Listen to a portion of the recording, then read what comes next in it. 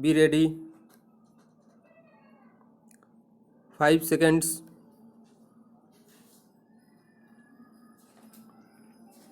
Start.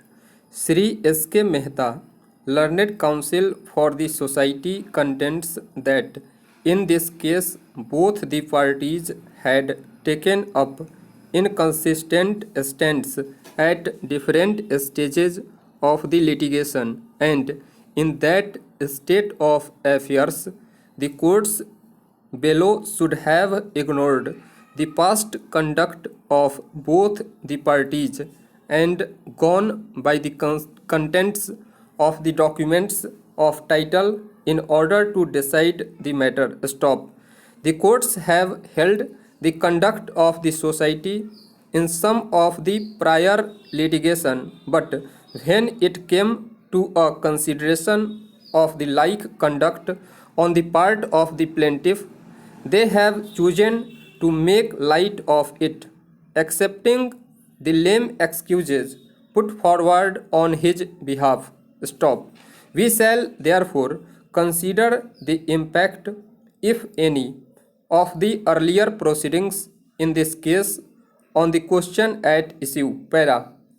The detailed narration of facts set out earlier will show that the parties have not been consistent in their stance and have tried to blow hot or cold as the occasion suited them. Stop. Taking up the stand of the society first, the society in its application to the custodian for reduction of rent claimed successfully that what was allotted to it was only a plot of land and that the small shed thereon had been put up by the society itself. Stop.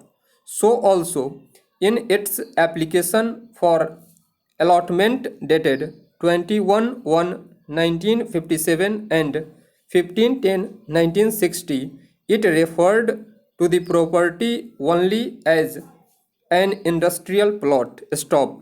The letters addressed by the society to the custodian and settlement commissioner, as well as the application for reduction of rent and the order thereon, are valuable pieces of evidence, both because they are anterior to the litigation between these two parties and also because they reflect the representations of the society and the findings of the very authority that allotted the property to the society. Stop.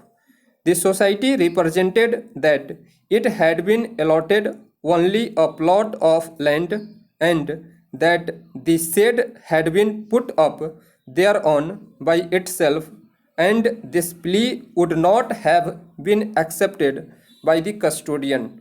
Para.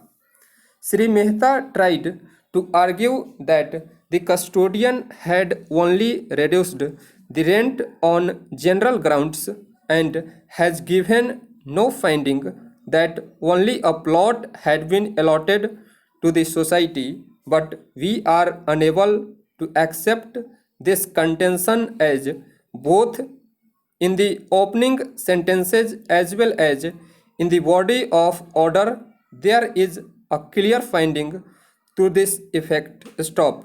This is a very strong circumstance to show that what was allotted to the society was only a plot of land. Stop. Secondly, the findings of the rent controller in the application under section 44 filed by the society, right or wrong, have attained finality as between the parties, and it is not open to the society on principles analogous to res judicata to take a contrary stand in these proceedings. Stop. It is true that in the suit for injunction filed in 1964 as well as in its application under section 44 of the Rent Control Act, the society took up a contrary position and claimed that the property was tenanted premises. Para.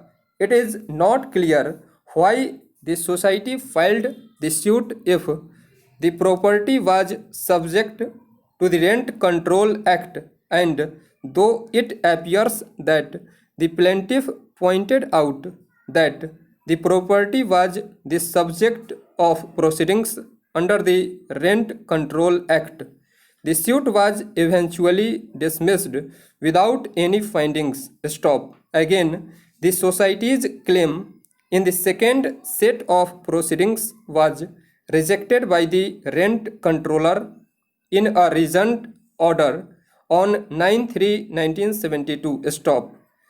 The statement of Ajit Singh is ambiguous, as it says on the one hand that there was a shed, but also says on the other that what was allotted to the society was only an open plot. Stop. These are therefore not of much help to the society. Stop.